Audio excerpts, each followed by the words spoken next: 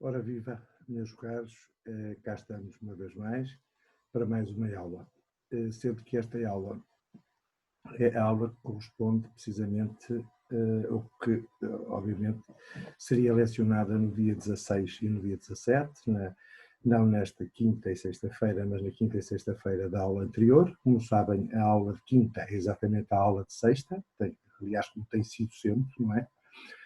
E depois, se eventualmente for necessário lecionar mais uma ou duas aulas, como eu também costumo fazer, quando estamos a dar as aulas presenciais, não é? De as aulas presenciais, depois poderá ser lecionada mais uma aula, como fiz na semana da Páscoa, em que lhes dei aquela aula que era uma aula fora do horário normal, não é? Fazemos de conta que foi, suponhamos, numa sexta-feira, que nessa sexta-feira eu dei a aula, por exemplo, das 4h30, diferente da aula das 12h30. Já tenho feito isso variedíssimas vezes e, portanto, também faço agora.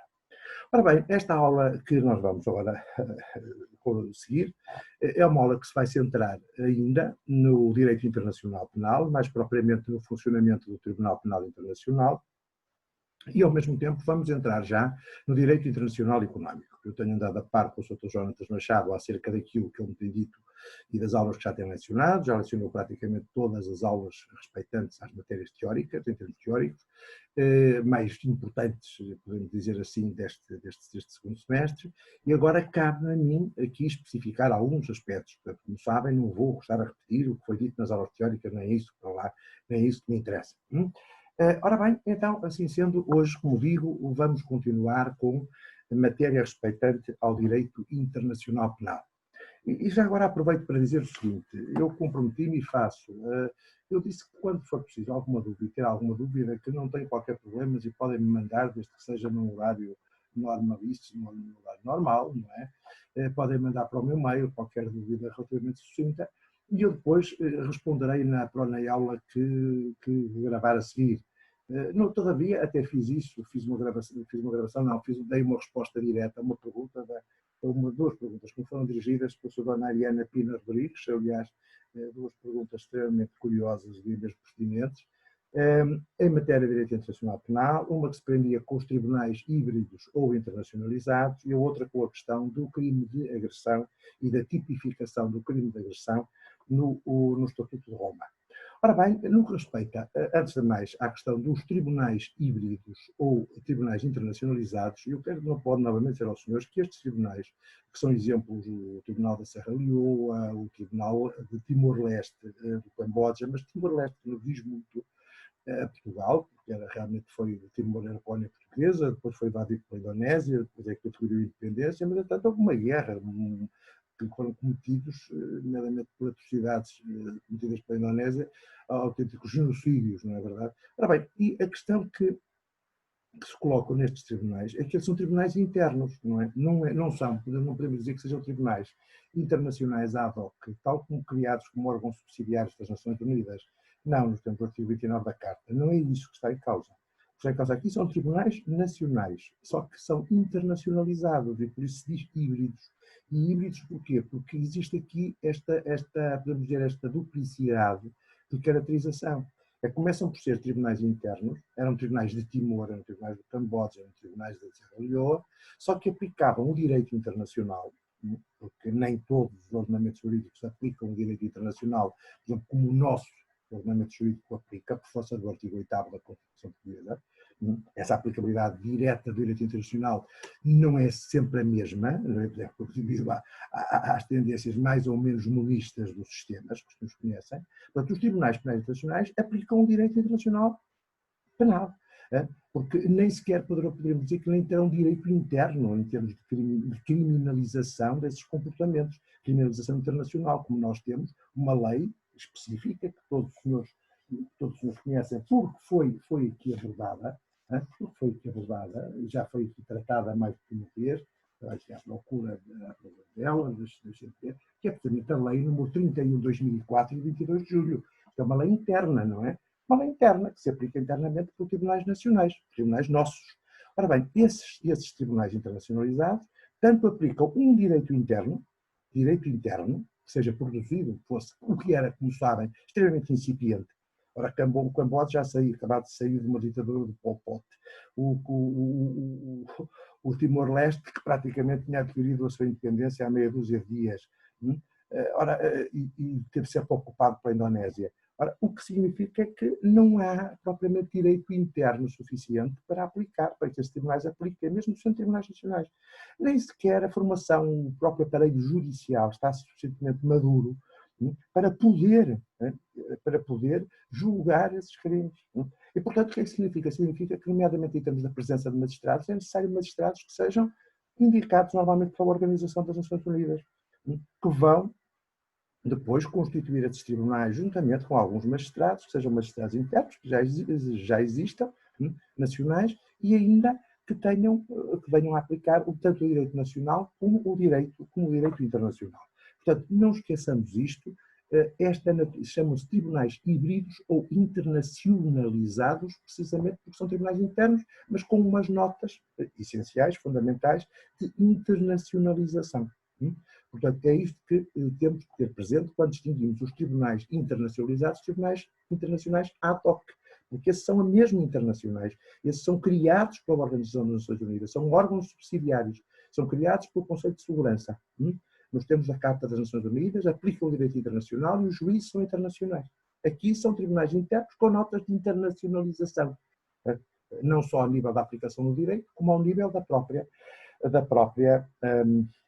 Constituição, ou composição dos tribunais. Por outro lado, no que respeita à questão do crime de agressão. Ora bem, o crime de agressão, como os senhores sabem, eu tinha-lhes dito que, inicialmente, com a entrada em vigor, em 2002, do Estatuto de Roma, o artigo 5º do Estatuto de Roma, número 2, previa a possibilidade de o Tribunal poder julgar indivíduos por crimes de agressão. Ora bem, só que era uma promessa, estava uma previsão feita, não estava tipificado ainda no Estatuto. Essa tipificação, essa conceitualização, se quisermos, do crime de agressão, apenas sucede com a Conferência de Kampala, em 2010. E em 2010 procede-se a uma alteração, por assim dizer, do próprio Estatuto. O Estatuto tem como base, como sabem, um tratado que tem uma natureza consensual, tem uma natureza convencional, diria até. Certo? Portanto, o Estatuto de Roma é alterado com base nessa tipificação que advém da Conferência de Kampala, em 2010, ficando previsto que o Tribunal passará a ter jurisdição sobre esses tribunais a partir do ano de 2017. Obviamente que isto vai envolver toda uma necessidade de aprovações, se assim quisermos, versus ratificações destas alterações ao Estatuto. Porque, obviamente, que as partes que alteraram o Estatuto têm que depois aprovar, têm que ratificar essa alteração. Daí a sua natureza convencional. Isso passa como se houvesse um tratado que tem que ser alterado posteriormente e tem que ser ratificado para que essas alterações entrem em vigor. Portanto, foi dado esse espaço, prazo largo do tempo, estamos de 2010 a 2017, precisamente para quê? Precisamente para haver possibilidade dessas retificações, de sucederem essas retificações por parte dos Estados, parte passa o pleonasmo, partes no Estatuto de Roma. E como os senhores muito bem sabem, depois procedem-se a alterações, já analisamos aqui, alterações essas que depois mais tarde vêm a ser ratificadas, mesmo em Portugal, pelo Presidente da República. Portanto, estiveram sujeitas a um procedimento, podemos dizer, um procedimento de regularização, tal como sucede com qualquer tratado. Aprovação da Assembleia, ratificação por parte do Presidente da República. Ora bem, como sabem, as grandes alterações que surgiram aqui ao nível do crime de agressão foi precisamente, por um lado, o facto de ter desaparecido o número 2 do artigo 5º. Deixou de ser uma promessa e passou a ser uma efetivação, passou a efetivar-se. Está efetivada essa, podemos dizer, essa alteração. E essa promessa, que estava no artigo 5º, número 2, passou a ser uma realidade jurídica. A partir de 2010, com jurisdição, com poder para julgar, a partir de 2017. Ora, muito bem, isto significa que foi então introduzido, como sabem, o artigo 8º bis, porque agora o artigo 8º que vem estabelecer, que vem definir o crime de agressão, tal como já sucedia com o crime de genocídio, com os crimes contra a humanidade e os crimes de guerra, agora o artigo 8º bis passa a conter aí a tipificação do crime de agressão, e depois é muito importante ter presente ainda as duas, podemos dizer, as duas alterações que advêm já no artigo 15, com o surgimento no artigo 15 bis e o artigo 15 ter. Ora bem, o artigo 15 bis e o artigo 15 ter acaba por, são dois, no ponto podemos dizer, o 15A e o 15B, acabam por se referir precisamente ao exercício da jurisdição por parte do Tribunal Penal Internacional relativamente ao crime de agressão. O artigo 8º tipifica o crime, o artigo 15 bis e o artigo 15 ter acaba por definir as condições relativas ao exercício da jurisdição por parte do Tribunal Penal Internacional. E já vão ver porque é que existe efetivamente essa dualidade, esses dois artigos, 15 bis e 15 ter. Porquê? Porque, como sabem, quando há uma, entre aspas, uma denúncia ao Tribunal Penal Internacional sobre a prática de um crime, de um desses 4 tipos de crime que são considerados os crimes mais graves, se bem se lembram, precisamente, nos termos do artigo 13 do Estatuto, pois essa denúncia pode advir aliás, o artigo 14 refere-se precisamente a essa situação, pode advir de um Estado, é um Estado que pode denunciar a prática de um desses crimes, pode ser o Conselho de Segurança, nos termos da linha B, ou então pode ser ainda uma qualquer informação que seja levada ao conhecimento do procurador, e o procurador, moto próprio, vai desencadear o inquérito, sendo que, como sabemos, nos termos do artigo 15, para o inquérito se desencadear, se desenvolver, averiguar os factos, saber efetivamente o que é que se passou, se efetivamente há um mínimo de verdade acerca daquela denúncia, ou daquela apresentação daquela denúncia, se é preciso ter presente o seguinte: é preciso ter presente que é sempre necessária a autorização do juiz de instrução. Nunca se lembram, nunca se esqueçam disto. Portanto, na própria estrutura do Tribunal Penal Internacional, nós temos, podemos dizer, 3 graus ao nível da jurisdição, da magistratura dita judicial. Temos um juiz de instrução que vai acompanhar o inquérito de instrução, quando houver abertura de instrução, para a defesa, nomeadamente em termos de defesa dos arguídos, dos direitos dos arguídos. Temos aí o juiz de instrução, como depois vão aprender no direito penal e no processo penal. O juiz de instrução exerce determinadas competências durante a abertura do inquérito e durante a instrução. Depois de proferida, depois de efetivamente, quando se passa a julgamento, não é verdade? Quando se passa a julgamento, ou porque houve acusação, ou porque houve pronúncia, passa-se a julgamento, então agora passa a ser o juiz do julgamento. O juiz do julgamento funciona como segundo nível, é o juiz que vai julgar, os juízes que vão julgar, o juízo, se tratando-se de um coletivo, o juiz que vai julgar, os juízes que vão julgar aquele caso, perante quem decorre a audiência, ou proferir a sentença, e etc. Certo? E depois temos ainda um juiz de recurso, um juízo de recurso, que corresponde como que a uma segunda instância, não é? Nós sabemos que, por exemplo, nos nossos tribunais em Portugal, temos tribunais de primeira instância, os tribunais de comarca, normalmente, depois temos tribunais da relação, os tribunais de segunda instância, depois temos o Tribunal Supremo, que é o Supremo Tribunal de Justiça, imaginemos. Aqui temos uma segunda instância, não é? Que é o órgão de recurso, o juízo de recurso. Portanto, ao nível da magistratura judicial, dos juízes que compõem o tribunal, temos, em primeiro lugar, o juiz de instrução, depois temos o juiz do julgamento, depois temos o juiz do recurso. Sabemos que o Tribunal Penal Internacional é constituído por 18 juízes. Ora bem, que são eleitos pela Assembleia dos Estados-Parte. Lembram-se daquilo que eu já lhes disse, não é verdade? Ora bem, portanto, e ao lado existe o procurador que tem essa função de promover a ação penal, de promover ou de desenvolver o processo, de o iniciar.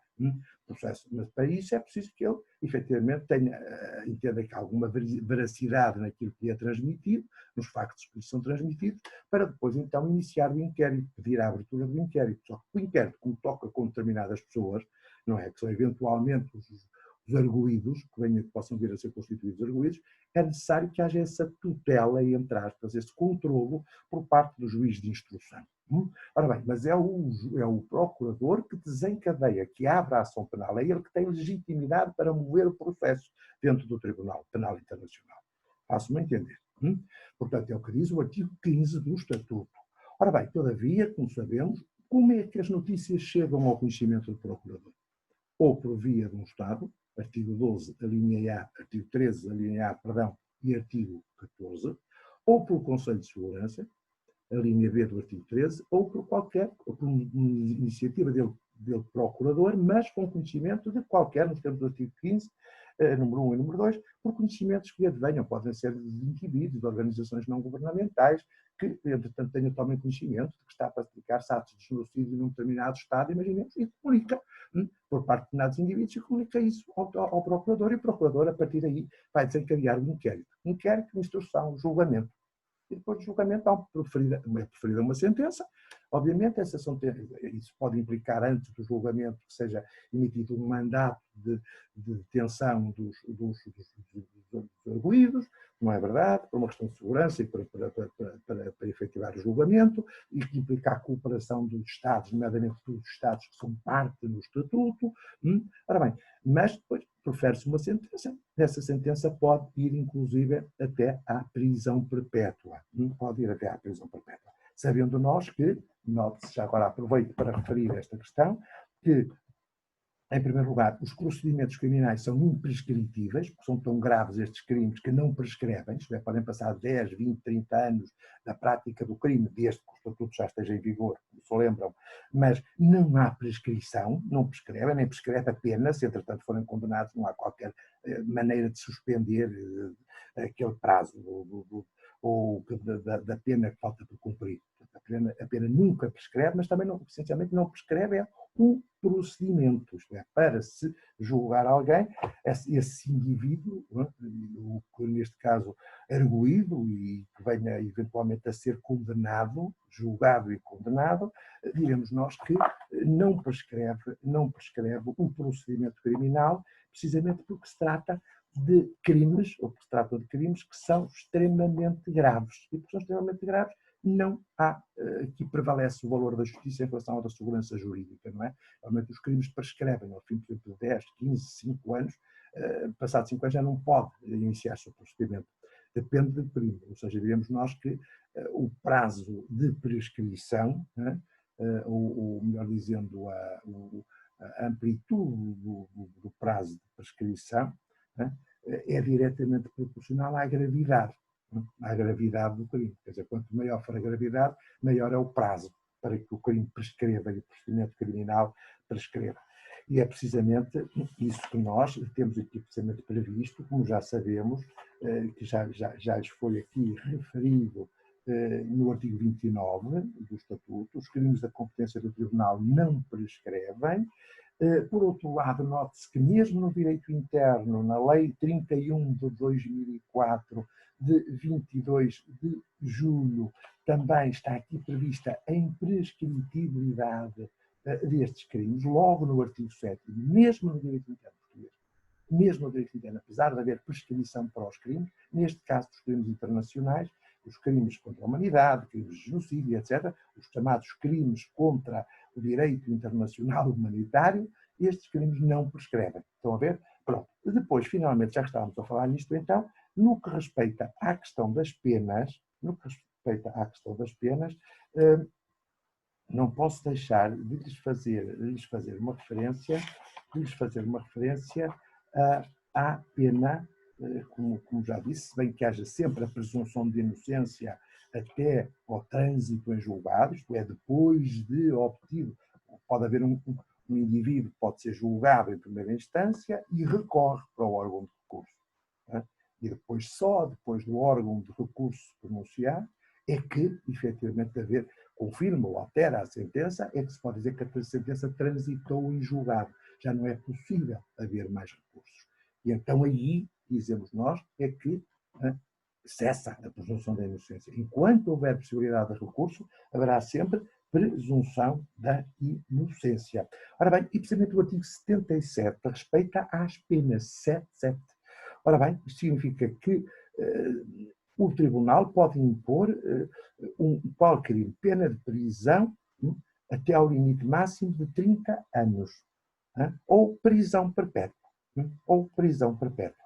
Ora bem, isto significa que pode haver prisão perpétua, mas sem prejuízo do disposto no artigo 110. Sem prejuízo do disposto no artigo 110. O que é que isto significa? Que, nos termos do artigo 110, pode haver um reexame da pena.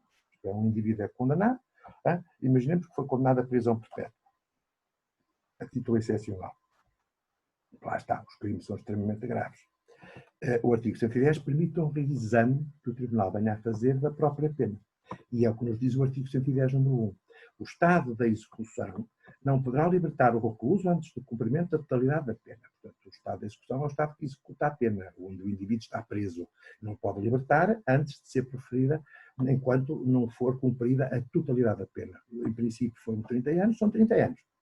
Somente o Tribunal terá a faculdade de decidir sobre a redução da pena. Pode o Tribunal, eventualmente, reduzir a pena. Agora, note-se este número 3 do artigo 110, que deve ser conjugado sempre com o artigo 77.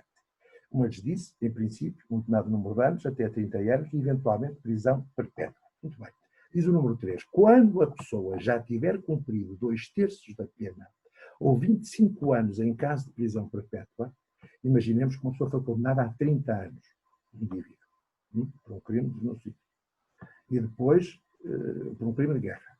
E depois esteve a cumprir a pena, já cumpriu a pena 2/3, portanto já cumpriu 20 anos, ou então se foi condenado à prisão perpétua ao fim de 25, o Tribunal reexaminará a pena para determinar se haverá lugar à sua redução.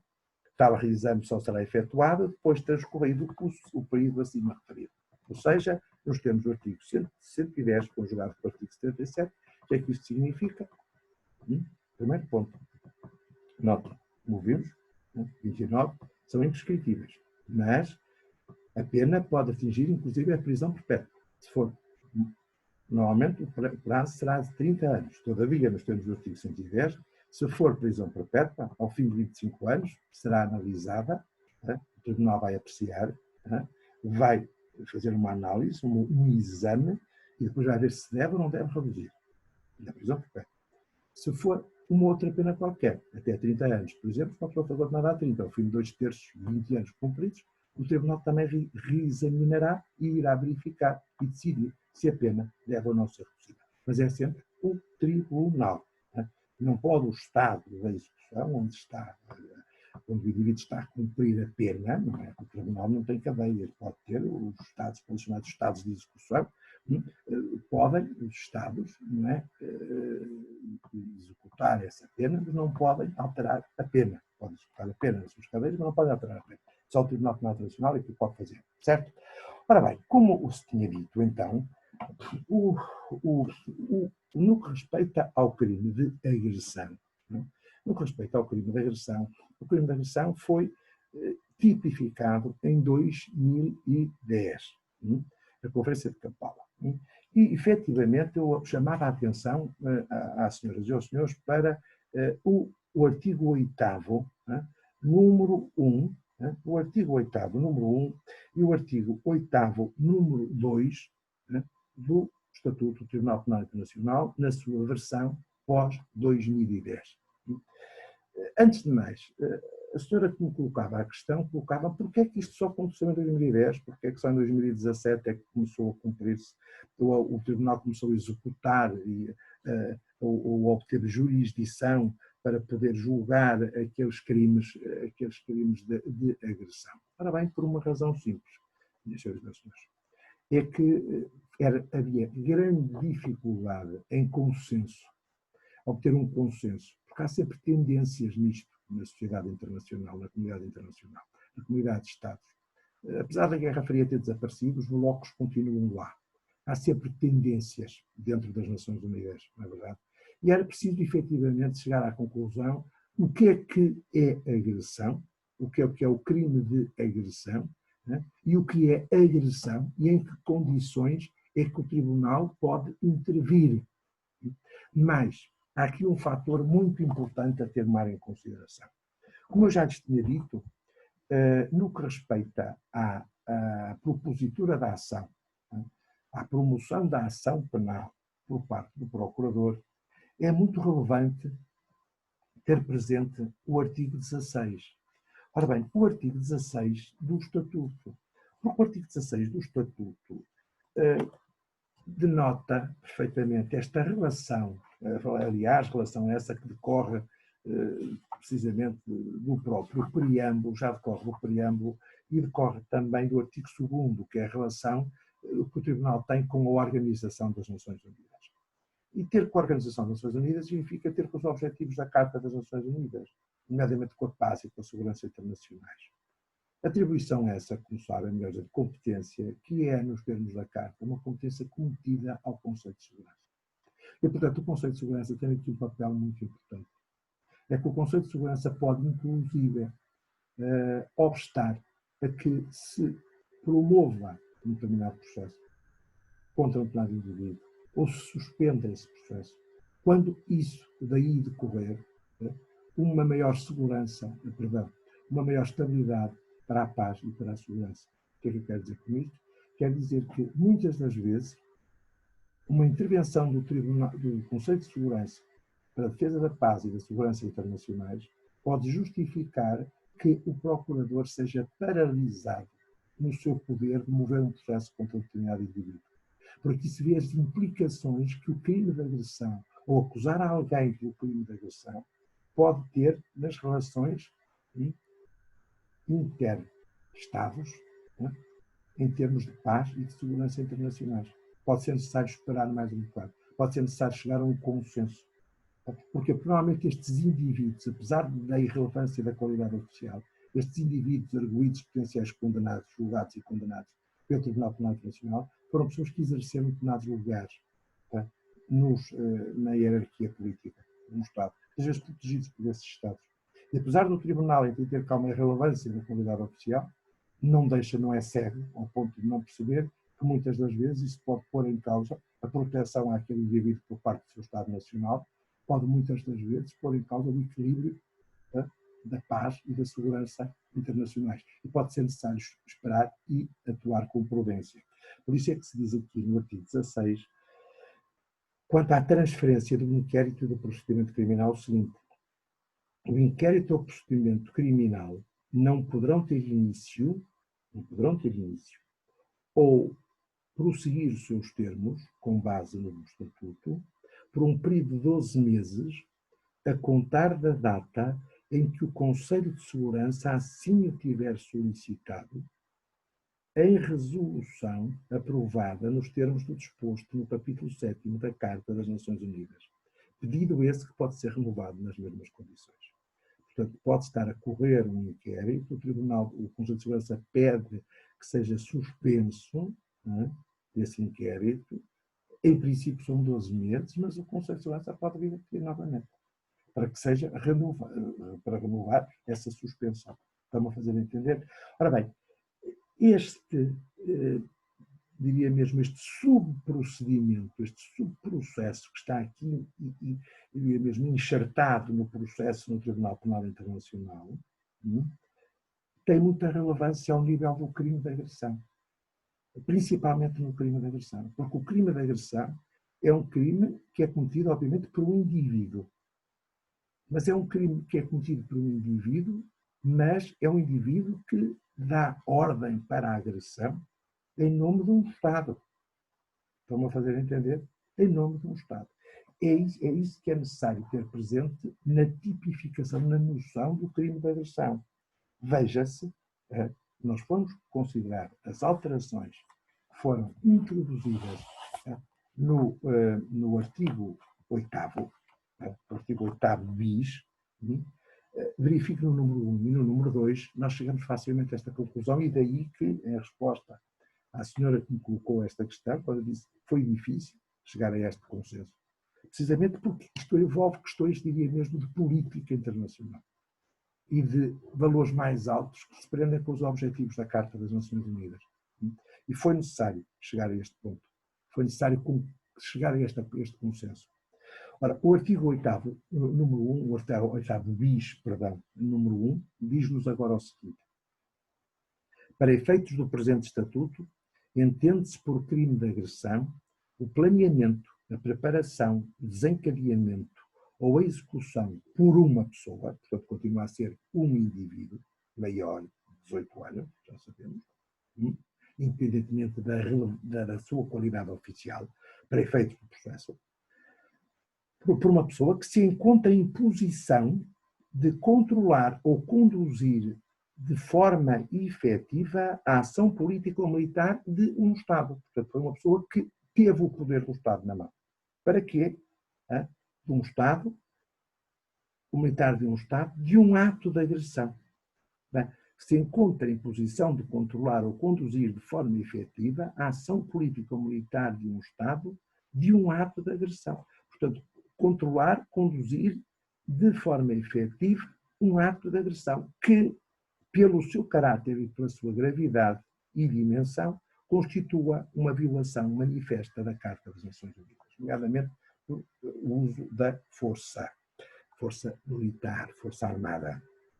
Ora bem, então estamos a ver, portanto, aqui em causa, quem vai ser julgado, um indivíduo, que comete o crime, aliás, como já sabemos, são sempre indivíduos que são julgados. Mas esse indivíduo teve na posição, assumiu essa posição, de controlar, de conduzir de forma efetiva a ação política ou militar de um Estado de um ato de agressão. Portanto, para a prática de um ato de agressão. Certo? Portanto, pode ter sido um ex-presidente, um ex-general, um ex-primeiro-ministro, um ex-príncipe, que efetivamente tinha esse poder para conduzir um ato de agressão em termos políticos de um Estado contra outro. Primeiramente contra outro Estado. Ora bem, portanto, em violação de quê? Da Carta das Nações Unidas. Ora bem, mas isto é a tipificação do crime de agressão.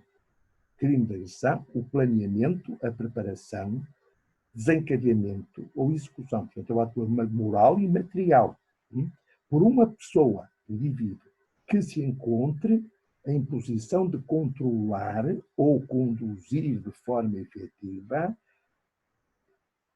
a ação política ou militar de um Estado de um ato de agressão. De um ato de agressão. Ora bem, então o que é o ato de agressão? Que é controlado por essa, ou é passível de ser controlado e executado por essa tal pessoa, que estava ao serviço de um Estado ou no desenvolvimento da ação política de um Estado. Para efeitos do número 1, diz o número 2 do artigo 8º bis, para efeitos do número 1, entende-se por ato de agressão o uso da força armada por um Estado contra a soberania, integridade territorial ou independência política de outro Estado. Estão a ver? Ato de agressão contra um outro Estado. Ou de qualquer outra norma incompatível com a Carta das Nações Unidas. Independentemente da existência ou não de uma declaração de guerra, em conformidade com a resolução número 3.314 da Assembleia Geral das Nações Unidas de 14 de dezembro de 1974. Ora bem, como as senhoras e os senhores estão a ver, temos aqui, por um lado, no número 1, a tipificação do crime de agressão. E depois, o crime de agressão remete para o ato de agressão.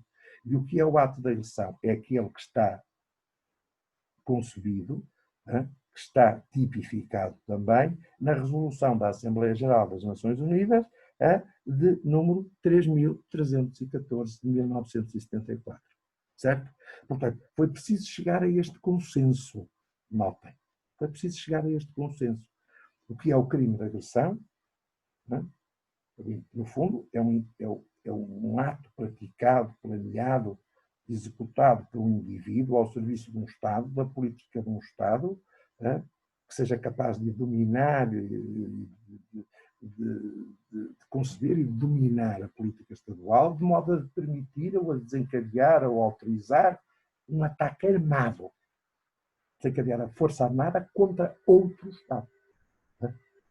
E é isto, no fundo, que diz precisamente a resolução 3.314 da Assembleia Geral das Nações Unidas, que atente contra a soberania, contra a integridade territorial, no fundo, contra a independência política de um outro Estado. Ora bem, para chegar aqui foi preciso muita cautela. Até que lhes vou dizer, o número 2 contempla ainda uma série de linhas, da linha A à linha G, de comportamentos que tipificam este ato de agressão e que quem os desencadear pode vir a ser punido, julgado e punido por um crime de agressão nos termos do Estatuto. E note-se, não basta ou não chega dizer um crime de agressão existe quando um indivíduo que foi, suponhamos, presidente ou primeiro-ministro de um Estado, tinha o poder efetivo e, portanto, desencadeou o uso da força, né? Um ataque armado contra outro Estado, pondo em causa a sua integridade territorial, a sua soberania, a sua independência política, né? Mas a verdade é que não basta dizer que não é esta a única situação em que o Estado A invade o Estado B. É que há outras situações que, à partida, são mais complicadas. E foram muitas destas situações que estiveram nesse tal desentendimento que existia entre as partes, para tipificarem aqui no Estatuto, né, o artigo 8º bis, o crime de agressão, para chegar a um entendimento que demorou tanto tempo. E não só o artigo 8º, para a tipificação do crime e do ato de agressão, como também depois o artigo 15 bis e o 15 ter, precisamente para quê? Para o processo, para o exercício da jurisdição. Ora bem, é que veja-se, por exemplo, que qualquer um dos seguintes atos deverá ser considerado como um ato de agressão.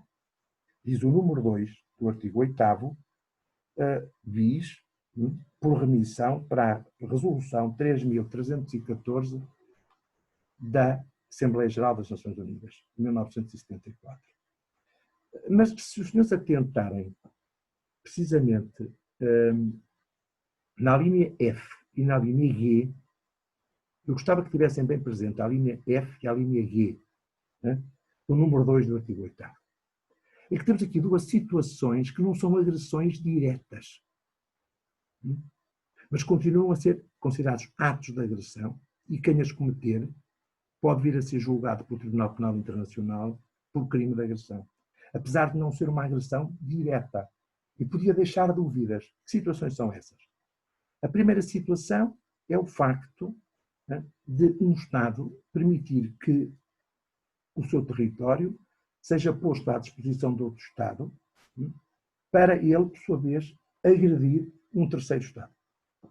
O Estado A cede ao Estado B o seu território para que o Estado B possa agredir o Estado C. Ora bem, obviamente que o Estado que está a ceder o território para o Estado ou outro Estado agredir diretamente está a cometer uma agressão indireta, ou seja, não é o Estado. O Estado até pode cometer o ato de agressão, mas aqui o ato, quem vai ser punido pelo ato de agressão, neste caso, criminalmente, é quem dá a ordem. Isto é, quem deu a ordem para que o permitiu que o Estado viesse a ocupar o território do Estado para depois poder agredir o Estado C. Não é? O Presidente do Estado A autoriza o Estado B a ocupar o território do Estado A para que o Estado B agrida ao Estado C.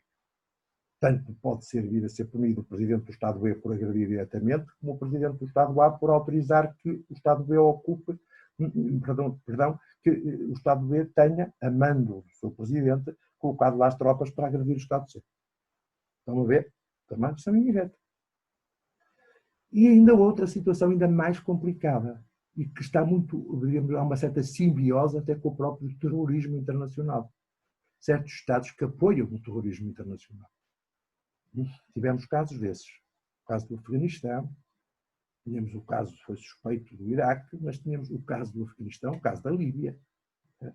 Certo? Ora bem, o envio por um Estado, ou em seu nome, de bandos ou de grupos armados, de forças irregulares ou de mercenários, que pratiquem contra um outro Estado atos de força armada de gravidade equiparável a dos atos acima enumerados ou que participem substancialmente nesses atos. Ora bem, isto significa que pode suceder é que temos aqui autênticas agressões indiretas. E uma agressão indireta aqui tipifica uma agressão como outra qualquer. Estão-me a fazer entender? E vai originar a responsabilidade criminal, né, de quem pratica estes atos, do indivíduo que pratica estes atos. Que é enviar um Estado, enviar, suponhamos, bandos armados, grupos armados para outro Estado, para que depois, dentro desse Estado, sejam praticados atos com a mesma gravidade dos atos de agressão direta. Ora bem, ou então até que financiem economicamente. Financiar, criar os grupos, colocá-los lá. Agora não é permitir que o seu território seja usado por outro Estado. Não, é um Estado que vai enviar precisamente bandos armados para outro Estado, ou vai financiar bandos armados dentro desse Estado. O Estado A a financiar um bando armado dentro do Estado B, para causar distúrbios, ataques às populações, à atividade política, territorial, desse mesmo Estado. Grupos de mercenários, como aqui se diz, forças irregulares. Isto são agressões indiretas. E estão aqui. Portanto, não basta, não é apenas, quando falamos de crime de agressão, ou ato de agressão, não estamos a falar apenas de uma agressão de A contra B. Pode ser A que cede o seu território a C para atacar B, ou pode ser A que não ataca diretamente B, mas manda para B, ou fomenta dentro de B, grupos armados, financia, fornece-lhe armamento e etc., para que eles depois, acontece com uma frequência, então em África, tenha acontecido com uma frequência incrível. Ora bem, isto são atos de agressão. Notem, principalmente em clima de Guerra Fria, isto aconteceu com uma frequência incrível. Até em determinados Estados, os Estados, mas que eram povos no âmbito do seu direito à autodeterminação, até quando das relações das Nações Unidas. Mas vamos ultrapassar essa questão, mas vamos pensar nestas situações. Não é? Portanto, são duas situações de agressão em que não é o Estado A a agredir o Estado B diretamente, mas há uma agressão indireta. É o Estado A que cede o seu terreno ao Estado B, o seu território, para que ele possa agredir C. Eu diz aqui a linha F, do número 2. Do número 2, do artigo 8º, bis. E depois temos ainda a outra situação em que é o Estado B que vai fomentar, melhor dizendo, o Estado A que vai fomentar a existência de grupos armados, terroristas, não diz aqui terroristas, mas diz mercenários, diz forças irregulares dentro do Estado B, para atacar o poder legítimo das populações no Estado B, onde esses grupos se encontram. Vamos a ver? Ora, esta definição da agressão envolve contornos em nível da política internacional e uma necessidade de consenso muito grande. Por isso mesmo é que demorou. E em 1998 e 2002 isto não estava ainda preparado. A sociedade política, a comunidade política internacional não estava preparada para tanto. Então foi necessário que chegássemos até 2010 para que isto ficasse definido e depois que a partir de 2017 o Tribunal Penal Internacional passasse a ter então jurisdição para julgar qualquer crime de agressão, não é?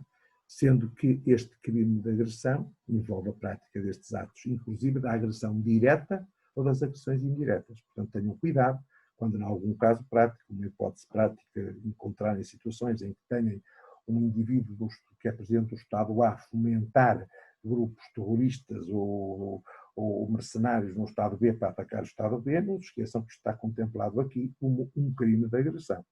Independentemente da responsabilidade que possa existir de Estado contra Estado, no âmbito da responsabilidade civil, entre aspas, do Estado pela prática de factos ilícitos, a responsabilidade entre Estados, também releva ao nível da responsabilidade criminal internacional, da responsabilidade assumida por um destes indivíduos que ocupou, em determinado momento da sua vida, ou ocupa um determinado lugar na estrutura política, a nível do comando político, comando de poder político, do comando militar de um outro Estado. Portanto, é importante ter bem presente, e penso que agora ficou explicado porque é que para chegar a este consenso foi preciso perder algum tempo e andar um bocadinho a pinças.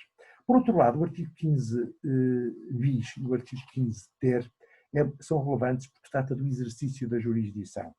E, portanto, do exercício da jurisdição, eu posso dizer-lhes que o artigo 15 bis se refere precisamente ao exercício da jurisdição por parte do Tribunal Penal Internacional no que respeita aos crimes de agressão, mas quando essa denúncia é efetuada por um Estado ou então quando o procurador age por conta própria, quer dizer, por sua própria iniciativa, mas com base em conhecimentos, que lhe foram notícias que lhe foram transmitidas.